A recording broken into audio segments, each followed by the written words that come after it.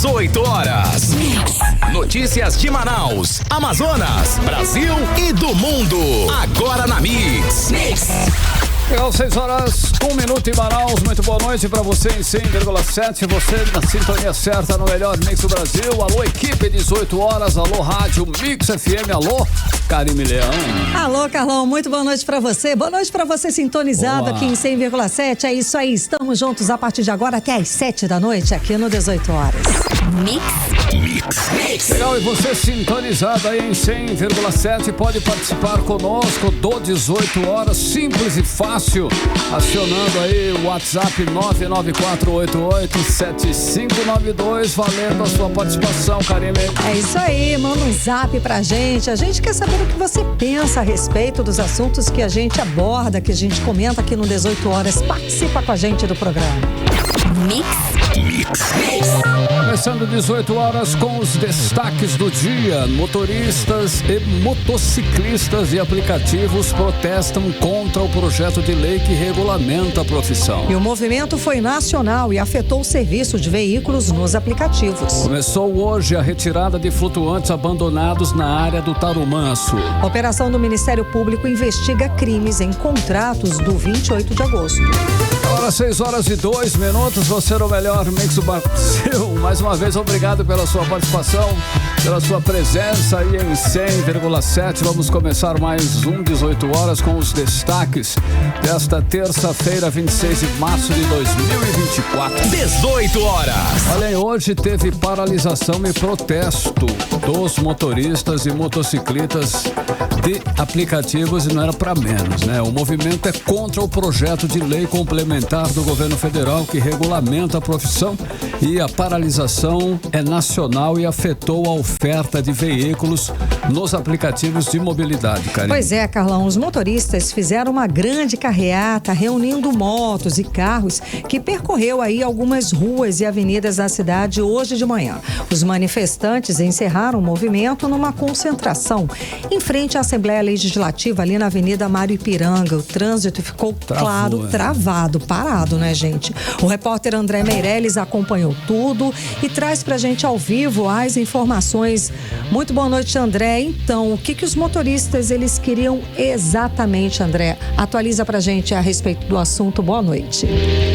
Muito boa noite, Karime. Boa noite, Carlão. Boa noite a você, ouvinte, que acompanha nesse momento a gente aqui pela 100.7. Olha, os profissionais reivindicam aí um maior valor de remuneração básica do que o previsto, né? Que está de R$ 32,10 por hora, que está no projeto de lei complementar 12/2024. Essa proposta que foi apresentada pelo governo ao Congresso no início do mês prevê que a jornada de trabalho em uma mesma plataforma não pode ultrapassar 12 horas diárias. Os trabalhadores devem realizar ao menos 8 horas por dia para ter acesso ao piso da categoria. Além disso, está também previsto ali auxílio maternidade, contribuição ao INSS e pagamento mínimo por hora de trabalho nesse valor que a gente falou de R$ 32,10, e são outros pontos aí desse texto, né? O governo prevê arrecadar cerca de 279 milhões por mês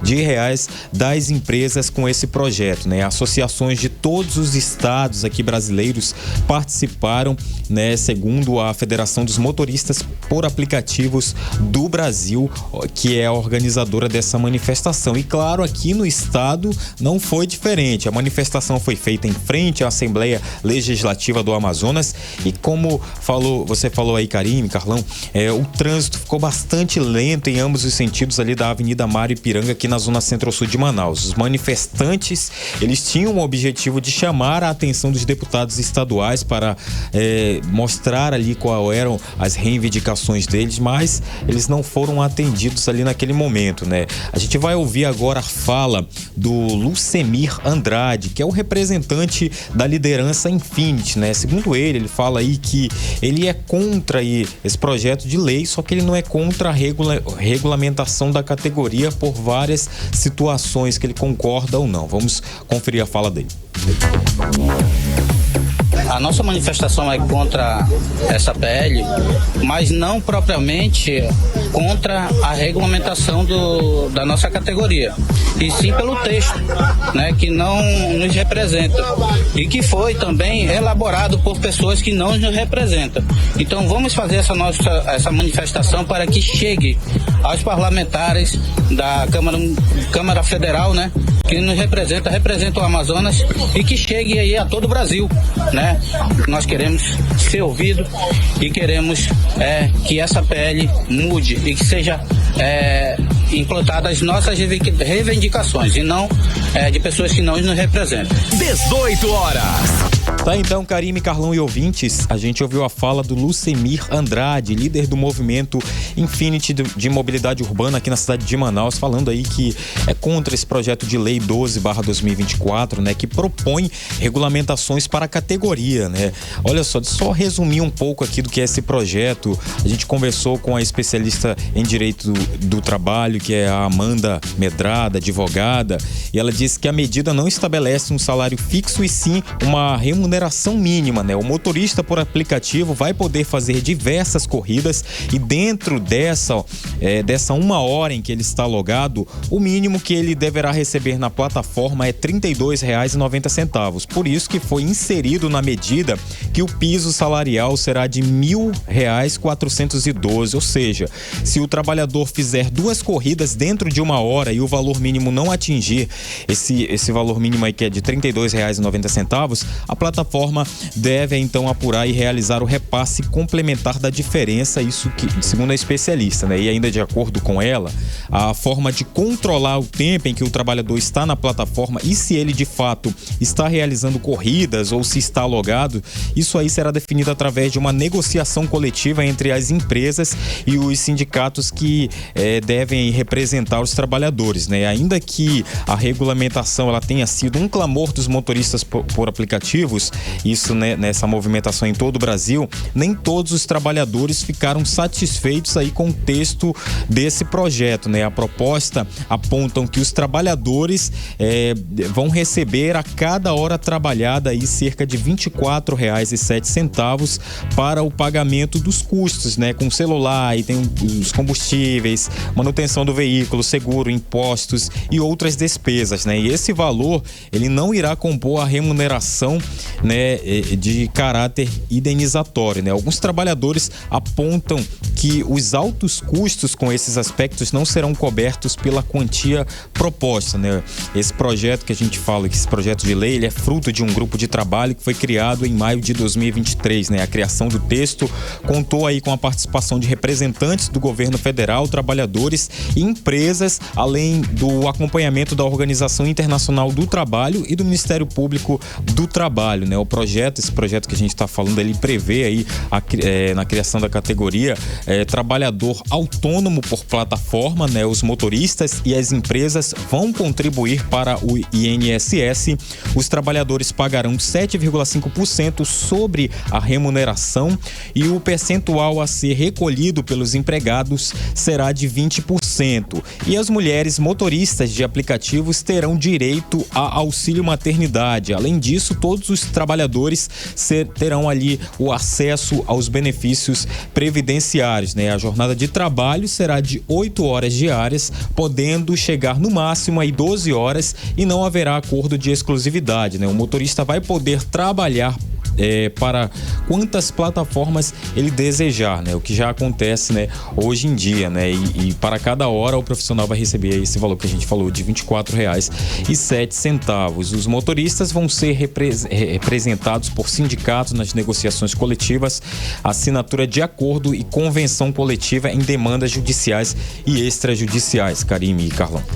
É uma questão realmente que merece uma análise profunda para ninguém sair prejudicado, né? Pelo que eu percebo, pode ser que dê certo e pode ser que não então também. Tem que analisar com muita calma para não sair. Vai depender muito da empresa, se a empresa vai querer. A empresa pode até, inclusive, pegar o beco, sair do processo. Esse é o problema. Prejuízo, né? Então vai ser um vínculo empregatício que a empresa não quer, né? Não é o objetivo, não é o propósito dela. Exato, porque a alternativa desse tipo de trabalho, né, Carlão, Carlão? É justamente fugir desse vínculo. Processo. Enfim, vamos ver o que vai acontecer. Das garras do governo. Exato. Obrigada, André Meirelles, pelas informações. Valeu, André. 6h11, você no melhor mix do Brasil.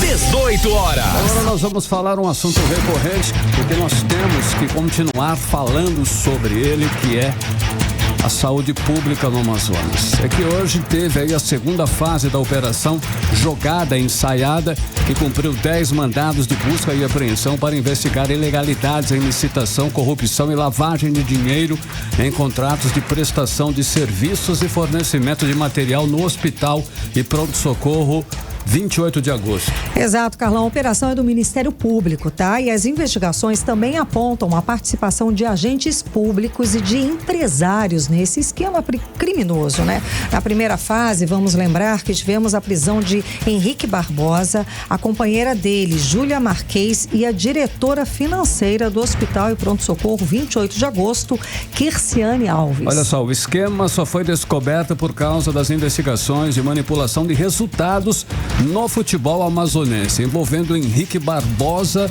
que é presidente do Atlético Amazonense. E sobre essa segunda fase da operação, que foi hoje, a repórter Nathalie Moraes tem os detalhes e traz pra gente ao vivo agora aqui no 18 horas. Boa noite, Nathalie Moraes. Então, hoje não teve prisão, não é? A operação foi só para recolher provas. A justiça realmente decretou aí o bloqueio de bens no valor de quase 2 milhões de reais dos envolvidos, Nathalie. Conta mais pra gente. Boa noite.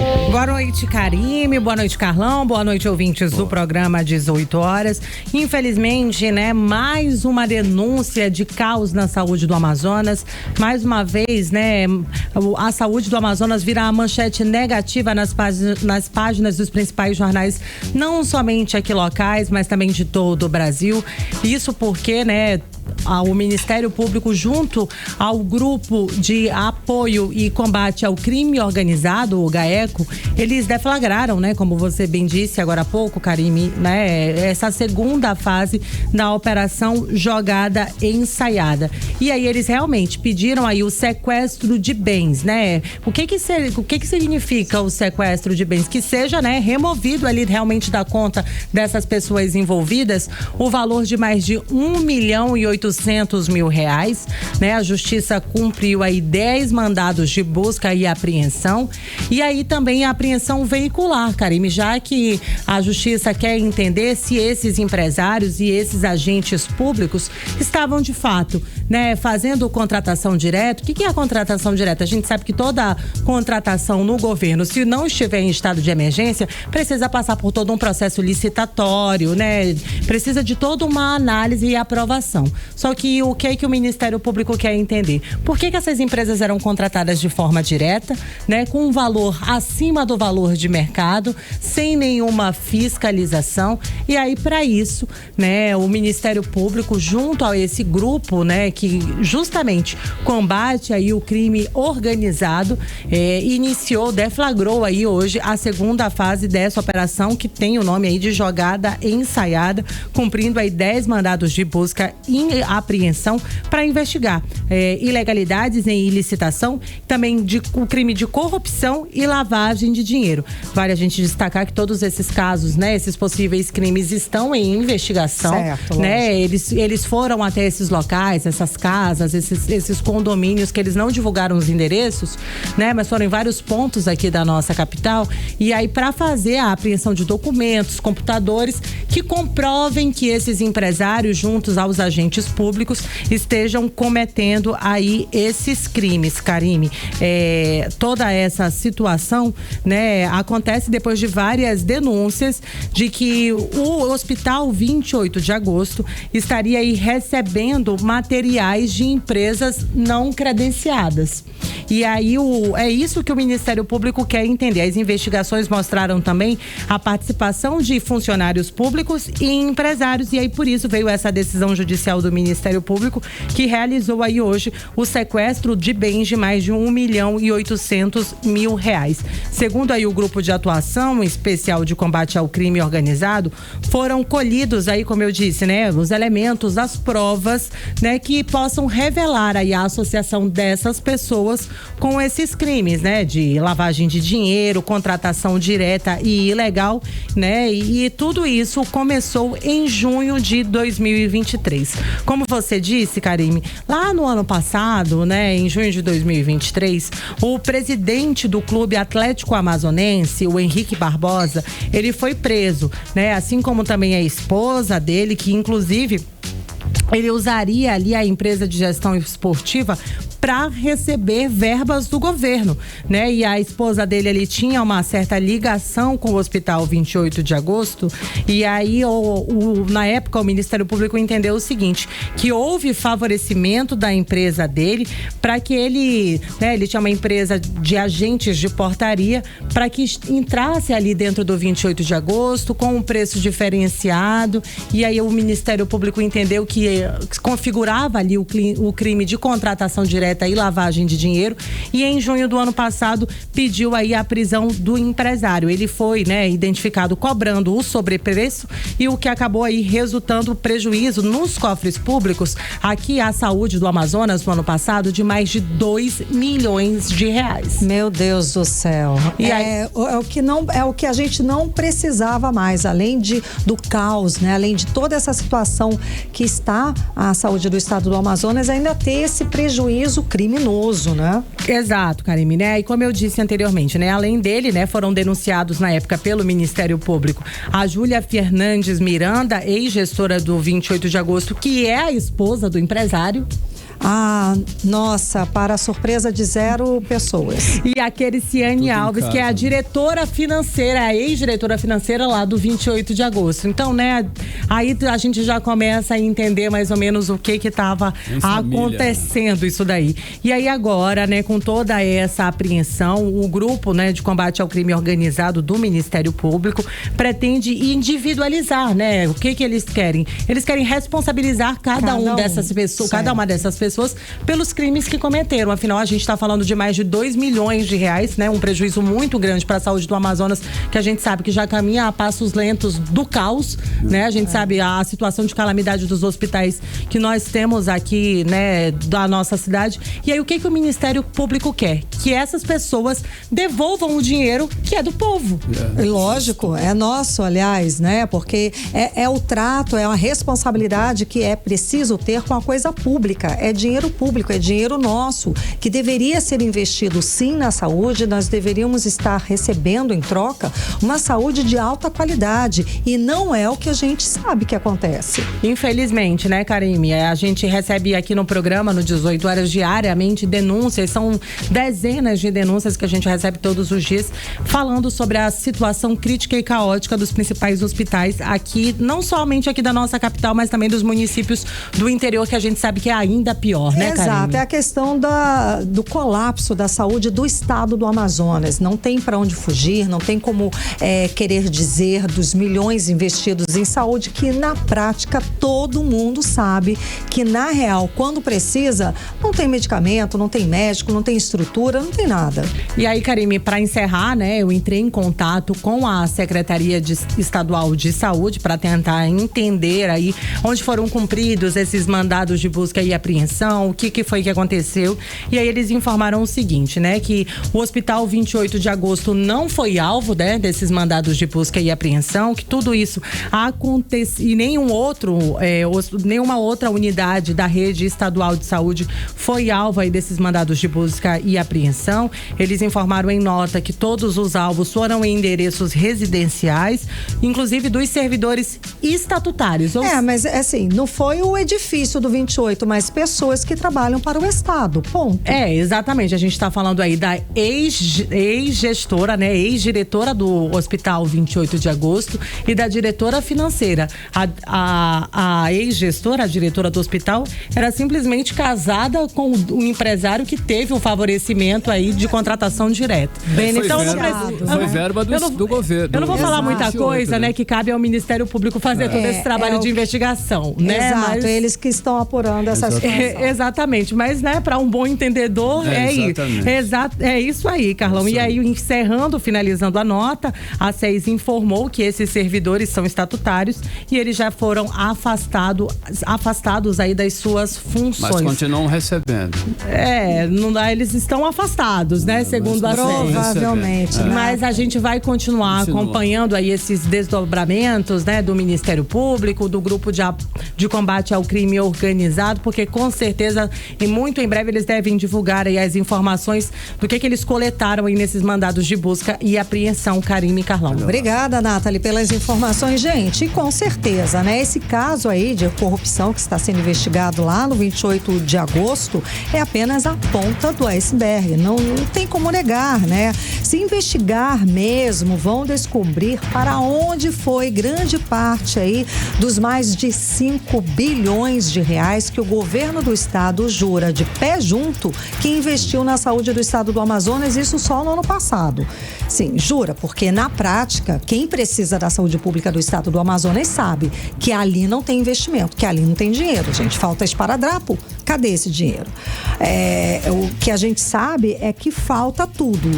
Não comprou equipamento, não comprou medicamento e muito menos aquela velha questão de pagar os salários atrasados dos profissionais de saúde que prestam serviços para o governo do estado do Amazonas. Eles não receberam salários ainda, né, Carlão? A gente sabe. Você falou aí de investigar, Exato. Né? Não precisa nem investigar muito fundo, não. Tá bem fácil essa investigação. Tá básico o cenário, tá né? Por cima, né, Karime? Olha só, são contratos milionários, muitos feitos, inclusive, sem licitação, direto, para beneficiar empresas de amigos do poder. O dinheiro que deveria ser utilizado aí para melhorar a qualidade dos atendimentos nos hospitais, melhorar a qualidade do seu atendimento e garantir uma saúde de qualidade para você, cidadão, que paga imposto, muitas vezes está sendo desviado, ok? Tirado da sua mão, tirado, né, do seu benefício, como foi o caso desse identificado no pronto-socorro 28 de agosto. Então, uma auditoria, uma investigação muito simples, né, nesses contratos, identificaria com certeza muitas irregularidades, muitas falcatruas. Com certeza. E por aí gente. afora. Exato. Agora 6h23. 18 horas.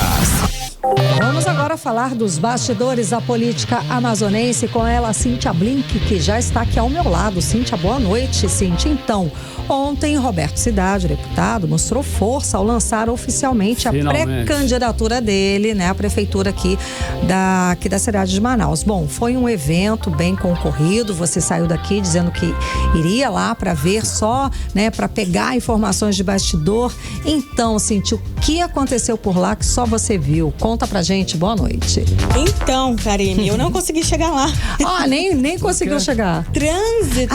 É verdade. Tava porque tudo tinha chovido muito parado. Eu fiquei mais chegou, de já uma acabou. hora. Você nem foi, você desviou. Não, eu cheguei a pegar o caminho todo, mas aí não consegui chegar lá. Sim. Boa noite, Carlão, tudo bom? Tudo bem. Eu cheguei e não falei com você. Assim agora, né? Que pessoa horrível. E boa noite pra você que tá com a gente aqui na 100.7. Pois é, eu não consegui chegar lá, mas isso não me impediu de ver o que eu tinha que ver. Porque existem pessoas que estavam ali, inclusive foi, como a Karime falou, bem concorrido, tinha muita gente, foi um evento com toda a pompa e circunstância, né? E enfim, imprensa participando, muita gente na plateia e muitos parlamentares. Foi realmente um pré-show, né? Um pré-evento, um aquecimento. Pré-show, adorei. Aquele quando ele assume a presidência do União Brasil. Aquele showmício que a gente fazia antigamente. Né? Assim. Quase. Né? Foi um teste para o que rolou ontem no Clube do Trabalhador. E tivemos também coisas que não precisa ficar no bastidor, não, porque teve muita coisa escancarada no próprio palanque pra gente assistir. Como, por exemplo, o governador Wilson Lima assumindo ali, né, dizendo que Cidade é o candidato que ele vai apoiar. Ele chegou a ser questionado, o governador, sobre Alberto Neto, porque nos bastidores falou que o governador teve participação para Alberto Neto ser o pré-candidato do PL e não Davi Almeida. Lembra que existiu aquele burburinho de que Davi poderia ir pro PL e tal e tal. Davi chegou a negar, falou que não iria sair do Avante, mas esse burburinho ainda foi muito forte. Dizem que a mão de Wilson Lima pesou para que Alberto Neto seja a pessoa do PEG, mas ele não gostou nada dessa história rodar por aí, porque ele deixou bem claro que, olha só, o nosso candidato é cidade, é por aí que a gente vai trabalhar, foi por aí. Não foram exatamente essas palavras, mas esse foi o tom. Então, acho que isso é bem importante destacar, que a gente tem o Wilson Lima ao lado de cidade, enfim, trabalhando junto para que essa candidatura seja a vencedora. Sim.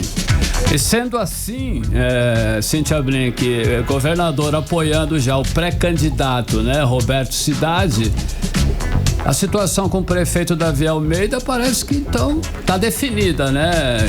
Subiu no telhado. Né?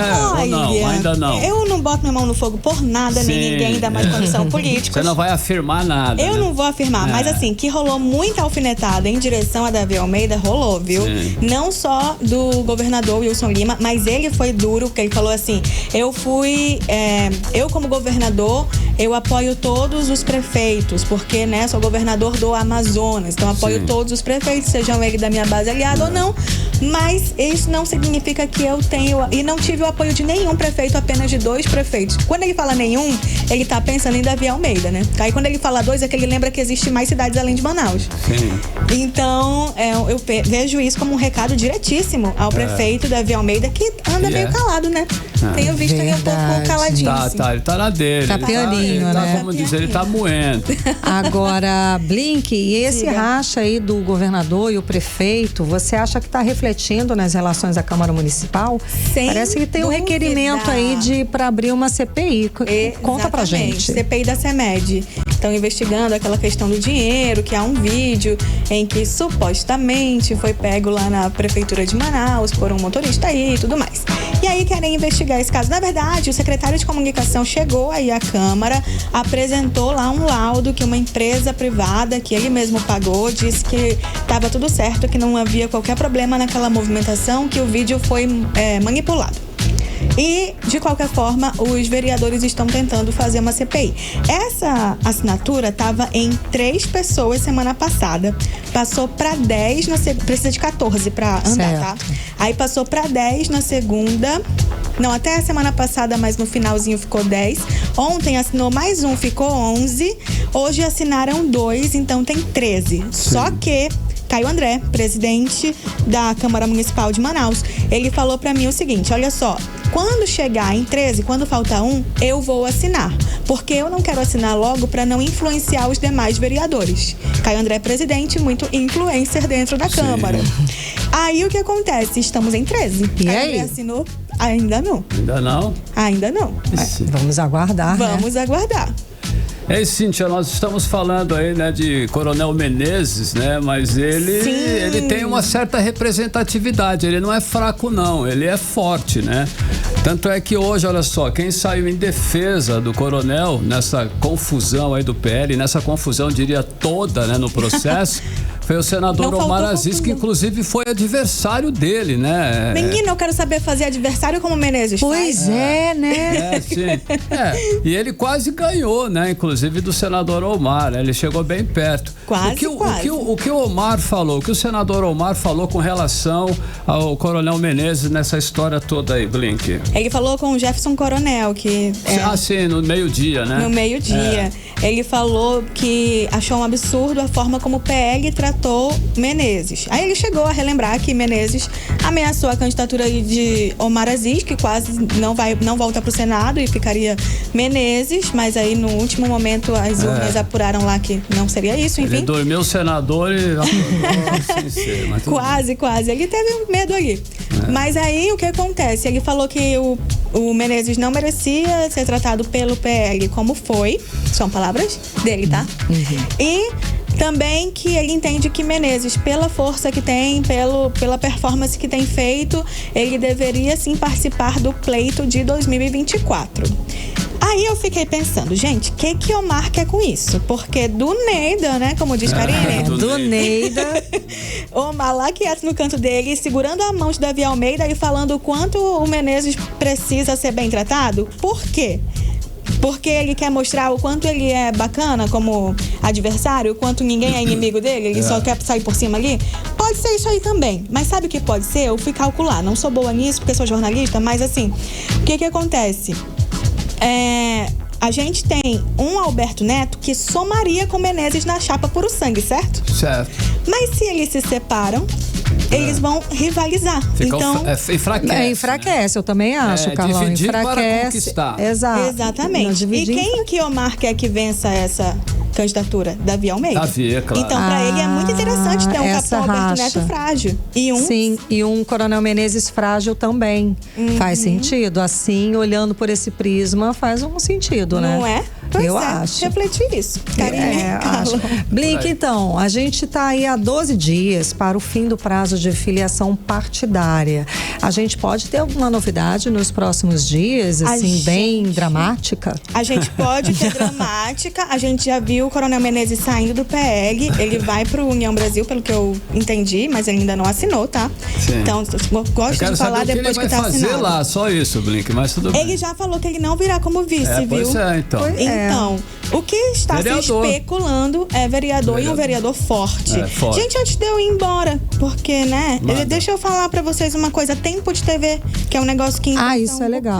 Legal. A gente já tem aqui uma perspectiva que lançou aí um estudo mostrando mais ou menos como é que pode ficar. E temos um Roberto de Cidade fortíssimo, viu? Ele vem com 15 minutos. Meu Deus. Juntando ali todos os partidos que apoiam, né? Vai dar 15 minutos e uns segundinhos, 15 minutos e 20. Enquanto isso, nós temos um Davi Almeida, que fica com o segundo maior tempo, com 7 minutos e 33. Em TV...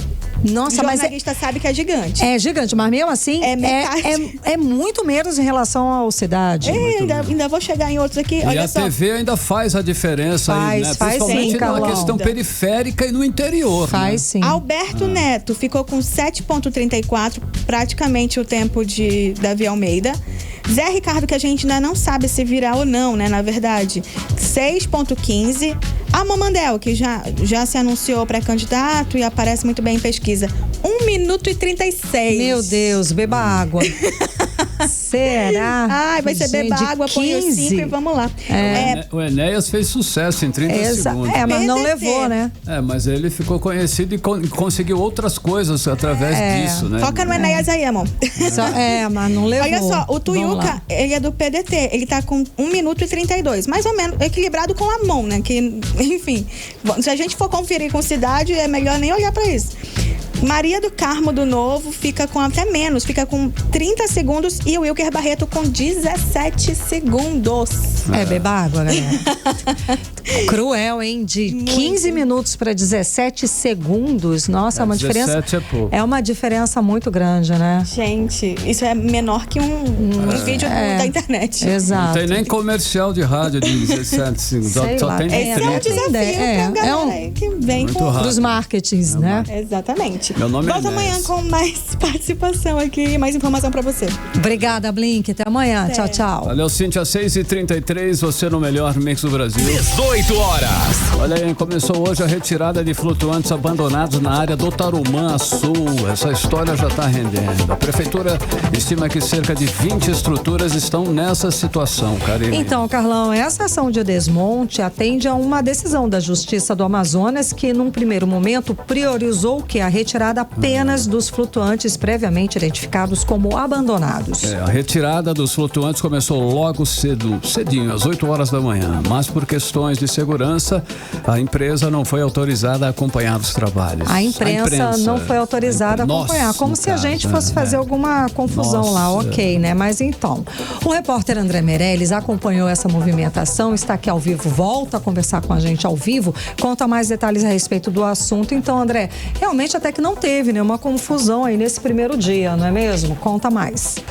Boa noite mais uma vez, você que também está chegando nesse momento. Olha, a Justiça também mandou a polícia, a ajudar a prefeitura na retirada dessas estruturas, né? Então, assim, o juiz determinou que seja disponibilizado força policial necessária para a retirada e o desmonte dos flutuantes ali da orla do Tarumã Sul. Então, com a ajuda da polícia, a presença ali das autoridades, não houve resistência nem confusão, né? Para esse primeiro dia aí, tudo foi feito dentro da normalidade. Segundo o secretário municipal do Meio Ambiente e Sustentabilidade, que é a Semas Clima, o secretário é o Antônio Stroski, ele falou que são cerca de 20 flutuantes que estão nesse estado, né, de abandono, que vão ser retirados durante essa operação que estão sendo realizada aí pelos órgãos, né, que estão reunidos ali para fazer essa remoção desses 20 flutuantes, que são os órgãos municipais, estaduais e também federais. E essa retirada desses flutuantes, em primeiro momento, a gente está falando daquela situação toda que a gente trouxe desde o ano passado até esse ano. Sim, estamos acompanhando. Que em primeira ordem a Justiça mandou tirar todos os flutuantes da orla do Tarumã Sul, eram mais de 900 flutuantes. Sim, e o primeiro prazo era até dia 31 de dezembro de 2023. Isso, aí a Defensoria acabou entrando e aí ficou recursos.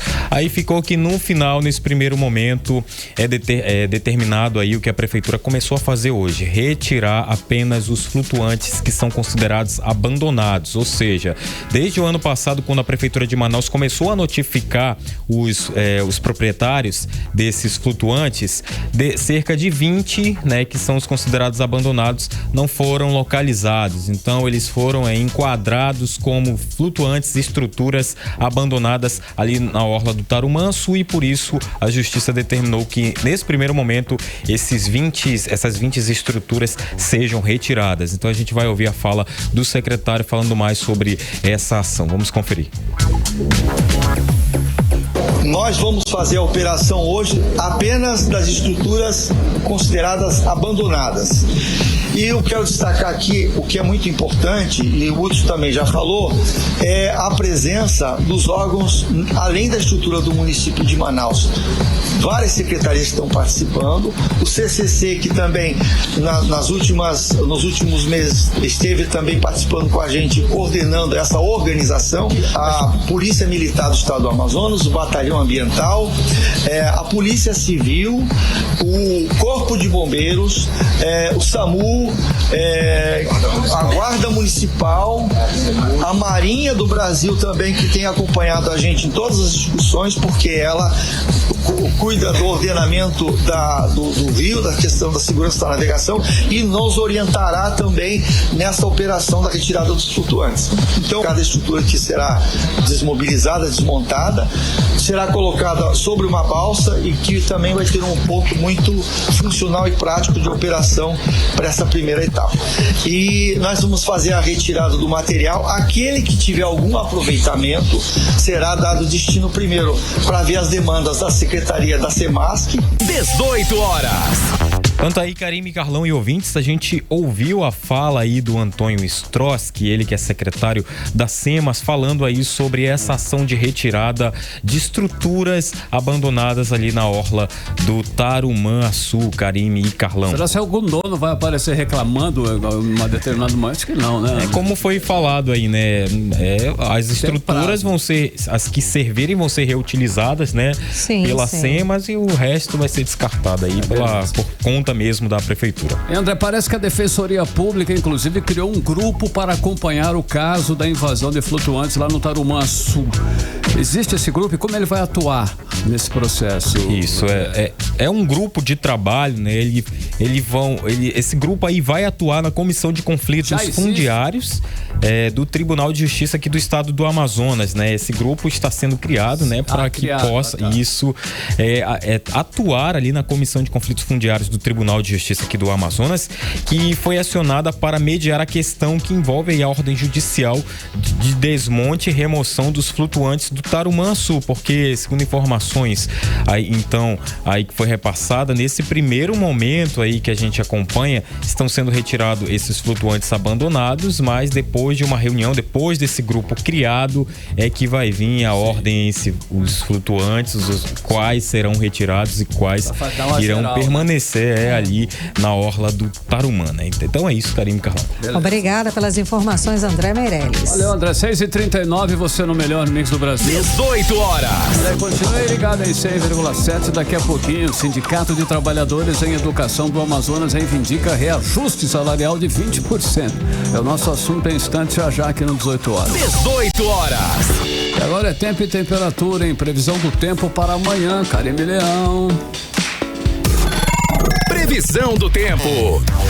E segundo informações do Climatempo, para amanhã a previsão é de sol com algumas nuvens. Deve chover rápido durante o dia e a noite. A mínima prevista de 24 graus, a máxima não deve passar dos 30 graus. As chances de chuva são de 66% e a umidade relativa do ar fica entre 76% e 98%. Olha só, o Rio Negro subiu mais 5 centímetros de ontem para hoje, elevando o nível das águas no Porto de Manaus para 23 metros e 38 centímetros acima do nível do mar. Nessa mesma data, no ano passado, o Rio Negro estava 2 metros e 41 centímetros mais cheio. 18 horas. Olha aí, o Sindicato de Trabalhadores em Educação do Amazonas reivindica reajuste de 20% em 2024 e eleição direta para diretor das escolas. Então, Carlão, a categoria esteve hoje, terça-feira, na Assembleia Legislativa do Amazonas para novamente pedir aos deputados a intermediação de uma agenda de negociação com o governo do estado. Olha, eles tentam, inclusive, Karime, desde janeiro deste ano, falar com o governador para iniciar aí a pauta de negociação. Mas até agora, os detalhes com Rodrigo Soares. No dia 1º de março, venceu a database dos servidores do Estado que atuam na rede pública de ensino. E o salário desse mês já deveria vir com aumento, mas os trabalhadores não têm esperança que isso aconteça. É que desde o dia 2 de janeiro, filiados ao Sinteam, o Sindicato dos Trabalhadores em Educação do Amazonas, pedem audiência pública com o governador Wilson Lima para apresentarem a pauta de reivindicação da SEDUC, a Secretaria de Educação do Estado, e não obtiveram resposta. O assunto foi apresentado em uma sessão de tempo nesta terça-feira pela presidente do Sinteam, Ana Cristina Rodrigues, aos deputados estaduais. A sindicalista explicou que a educação em 2024 não tem nada a comemorar, porque os problemas se repetem, uma vez que o governo do estado não cumpre as leis da educação há 6 anos. Todos os anos os trabalhadores buscam essa casa para que essa casa possa intermediar uma negociação com o governo do estado, quando na verdade nós deveríamos já estar direto com o nosso empregador falando da nossa campanha salarial. São 6 anos nessa luta, infelizmente a defasagem salarial dos trabalhadores passa de 11%, ainda temos retroativos que o governo do estado nos deve, e acrescido a isso as questões salariais, nós temos também as questões das condições laborais. Em Assembleia Geral, a categoria este ano reivindica 20% de reajuste salarial e a eleição direta para diretor de escola. O Sinteam também reivindica melhorias nas estruturas das escolas da rede pública de ensino do estado, como afirma Ana Cristina Rodrigues. As escolas hoje, na sua grande maioria, estão sem nenhuma condição de trazer um ambiente agradável tanto para os professores, para os trabalhadores em geral e para os alunos. É preciso que a administração pública olhe a educação como ela deve ser olhada, que é prioridade 1.1. E é preciso que os deputados e deputadas desta casa olhem a educação da maneira que ela deve ser vista e, melhor ainda, que fiscalizem o governo do estado, porque este sim precisa prestar contas com a população sobre a educação e outros pontos de nossa cidade. Para este momento de luta pela database, o sindicato prepara manifestações nas escolas e nas redes sociais e assembleias nos municípios do interior. Rodrigo Soares para o 18 horas. Você está ouvindo 18 horas. Agora 6h44 em Manaus, e hoje deputados federais pediram mais tempo, para analisar aí o pedido de prisão de Chiquinho Brazão, preso por suspeita de mandar matar a vereadora Marighele Franco e o motorista Anderson Gomes. Pois é, Carlão, enquanto o caso não é analisado pela Câmara, o deputado Chiquinho Brazão permanece preso. Ele está preso desde o último domingo por decisão do Supremo Tribunal Federal. Para nos dar mais detalhes a respeito desse assunto, vamos chamar agora o nosso correspondente em Brasília, o jornalista Carlos Eduardo Matos. Cadu, bom te ver, Cadu. Fala, Cadu. Boa noite, bem-vindo. Então, Cadu, vamos lá. Como é que fica esse caso agora? Traz mais detalhes pra gente. Alô, Cadu. Alô, Cadu. Oi, Cadu. Estamos sem seu retorno, Cadu. Alô, Cadu. Oi, agora sim. Oi. Oi, Rodrigão. Sim, vamos lá? Vamos lá.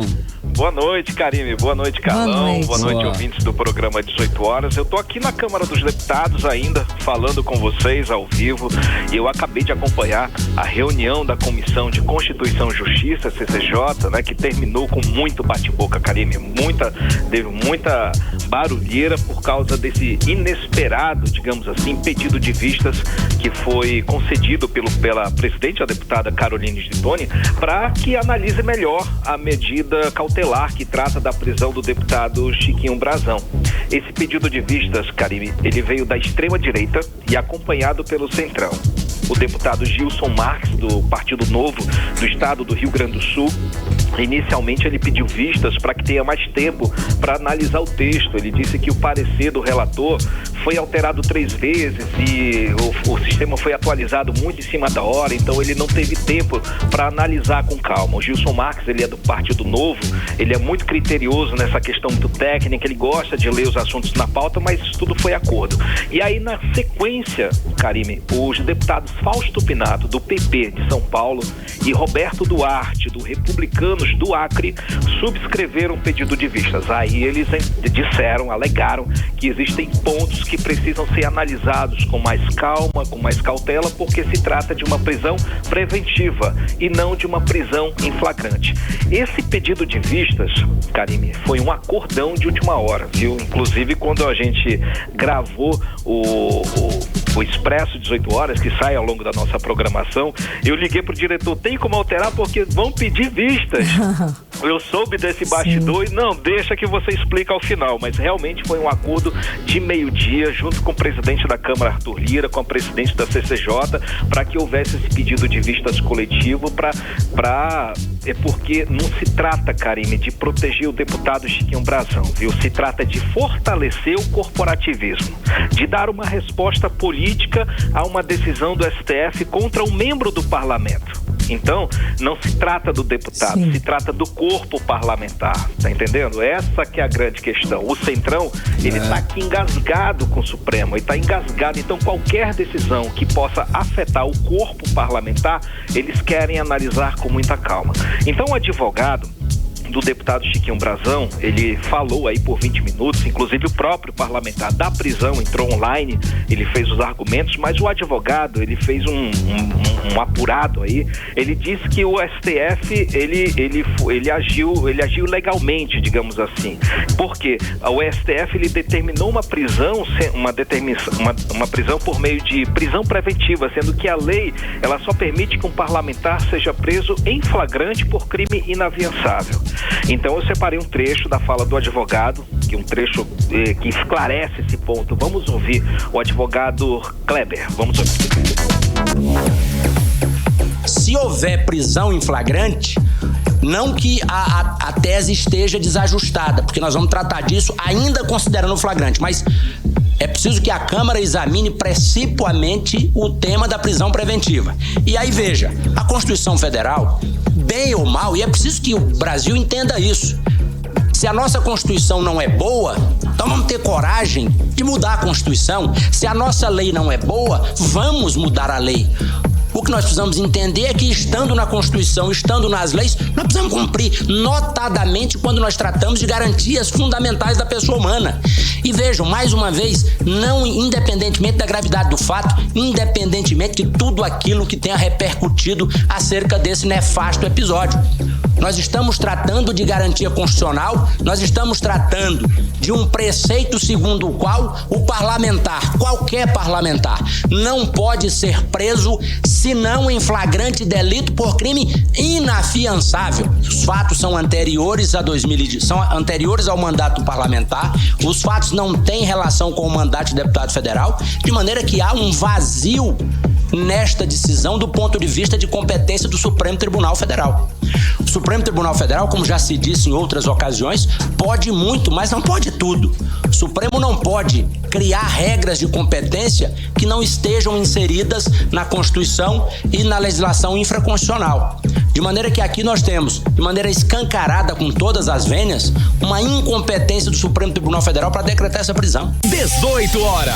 Aí a gente acompanhou a fala do advogado do deputado federal Chiquinho Brazão, Kleber Lopes, o deputado que está preso desde o último domingo, está acusado, é claro, está sendo investigada a suspeita dele de mandar matar a vereadora Marielle Franco. Cadu.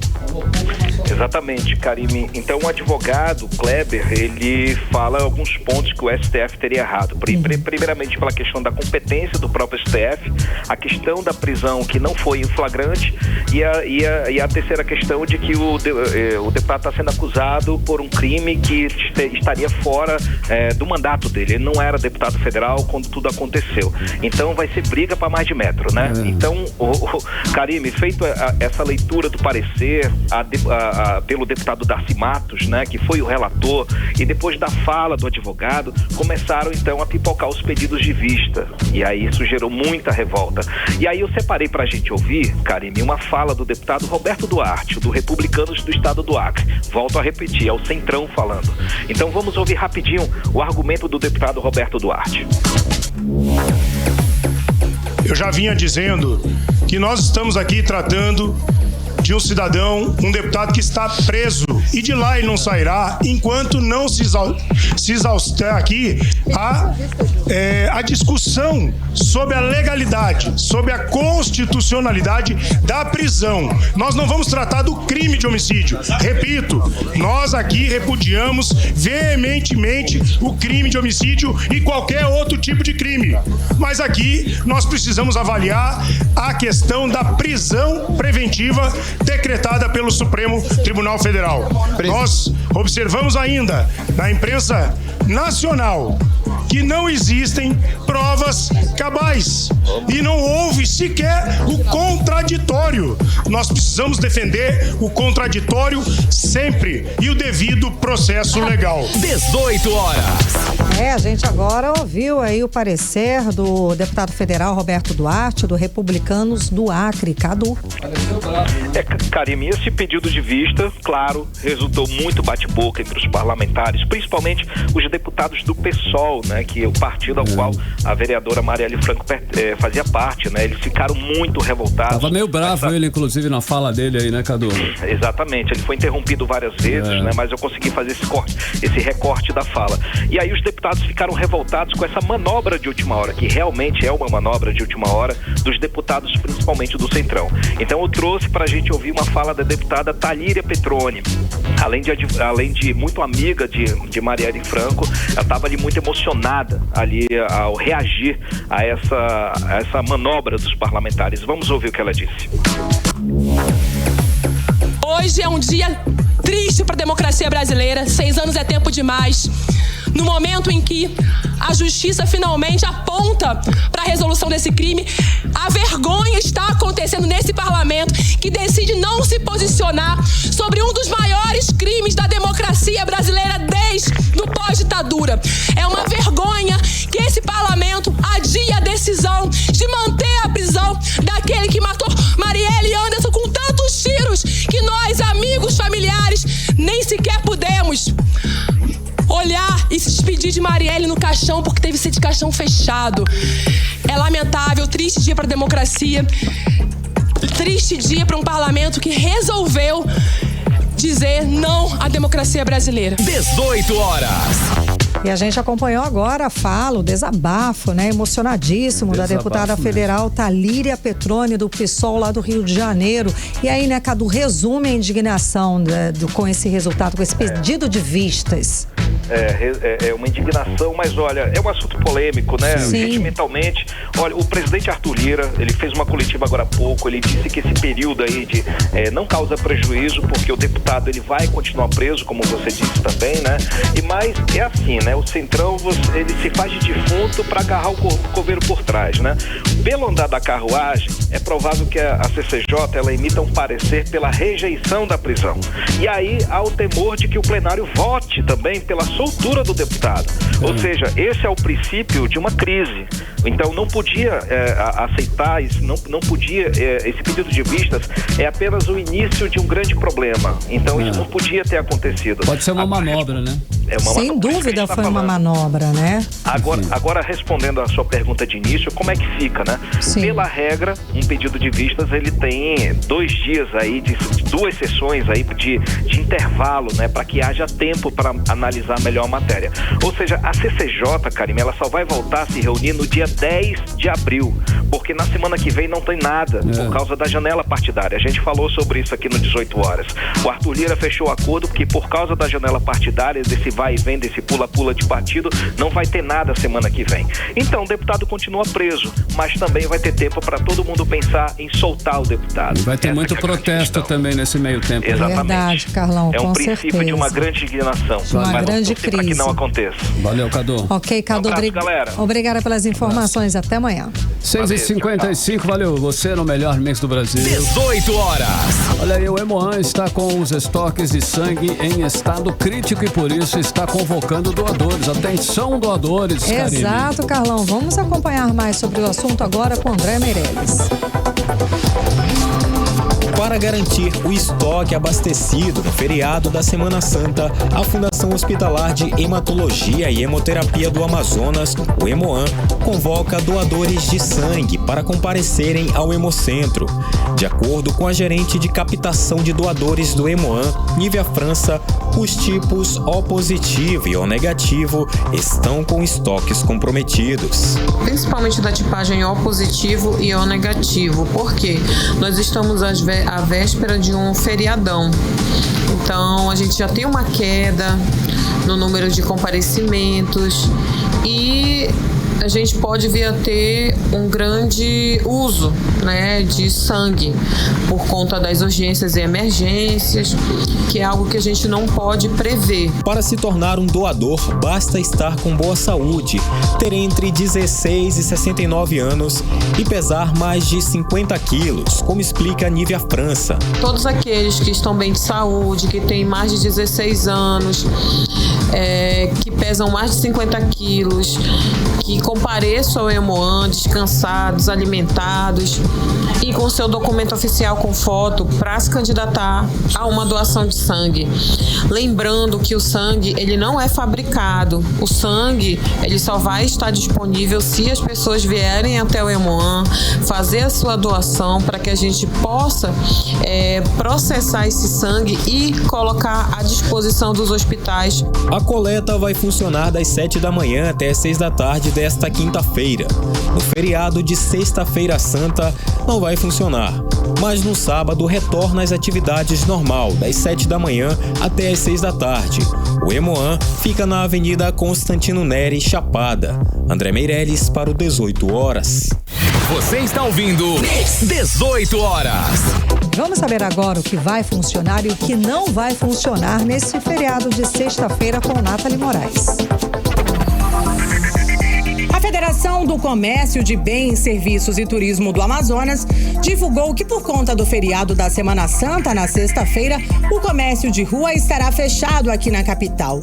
Quem não garantiu a lembrança de Páscoa, é bom ficar atento. Isso porque o comércio só funcionará até quinta-feira, reabrindo no sábado, dia 30 de março. Já as lojas dos principais shoppings e supermercados e hipermercados abrirão no horário de domingo, ou seja, a partir das 3 6 da tarde. As contas de consumo como água, luz, telefone e TV a cabo, por exemplo, e os carnês que vencerão no dia 29 poderão ser pagos no próximo dia útil, ou seja, dia 1º de abril, na próxima segunda-feira, sem a cobrança de multas. Os tributos normalmente já estão com a data ajustada pelo calendário de feriados federais, estaduais e municipais. Os caixas eletrônicos e os serviços de atendimento por telefone e também de internet bank funcionarão normalmente no dia 6 de abril. Nathalie Moraes para o 18 horas. Você está ouvindo 18 horas. Seguimos direto para o editorial 18 horas. Editorial 18 horas. Um estudo publicado hoje mostra que as diferenças regionais precisam ser combatidas no Brasil. Os números do Instituto Cidades Sustentáveis mostram que as capitais do Norte e do Nordeste ocupam as 15 últimas posições no ranking da desigualdade. As capitais das duas regiões têm os piores números do país em dados como renda, saúde, saneamento e segurança pública. Manaus aparece em 23º lugar. As primeiras colocadas são Curitiba, Florianópolis e Belo Horizonte. O estudo mostra que a diferença regional e especialmente alta nas medições de renda, saúde e também nas medições de segurança. São indicadores que, para serem revertidos, dependem de esforço e planejamento a curto, médio prazos de várias instâncias governamentais, mas principalmente da vontade política, da decisão e do comprometimento dos líderes políticos. 18 horas. Para 7 ponto, Karime, boa noite, até amanhã. Boa noite, gente. Obrigada pela companhia. Um beijo, até amanhã. Você ouviu 18 horas. As notícias do Brasil e do mundo. De volta amanhã.